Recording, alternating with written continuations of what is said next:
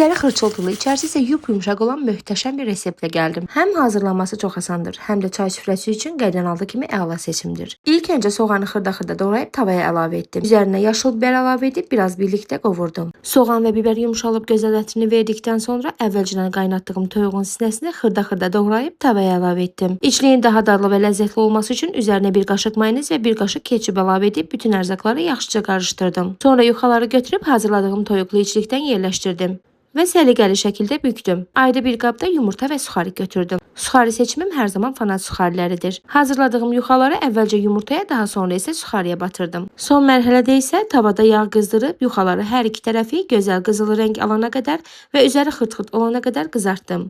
Və budur nəticə.